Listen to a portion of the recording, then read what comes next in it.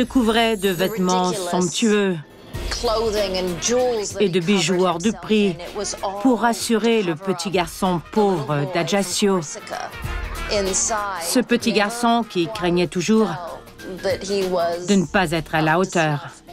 Le jeune guerrier fringant est devenu un tyran exigeant au teint bilieux, mais empereur du monde. Dans les dictionnaires, à côté du mot mégalomane, il devrait y avoir un petit portrait de Napoléon. Entre-temps, la pauvre Joséphine n'a pas réussi à lui donner l'héritier qu'il désire tant. On a appris que le problème venait d'elle, et non de lui, lorsqu'il a engrossé 2 de ses maîtresses qui ont accouché de garçons. Napoléon met fin à leur mariage tumultueux et l'expulse du foyer conjugal.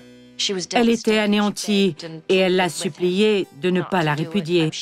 Elle comprenait ses raisons, mais elle avait du chagrin. Ce qui va le décider, c'est qu'il se rappelle, il sait très bien, les accointances que Joséphine continue à avoir avec les milieux financiers. Elle n'est plus maintenant la maîtresse de son petit Charles.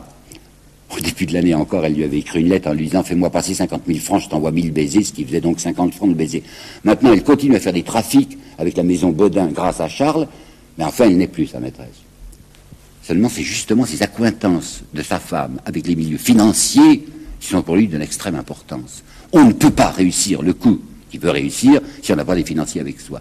Et il lui dit tout de suite, dans les négociations qu'elle a avec lui, en disant « Garde-moi, garde-moi », elle lui dit « Mais je peux te mettre en rapport avec Collot, par exemple, avec Ouvrard, avec des gens très importants. » Et c'est pour ça qu'il va la prendre.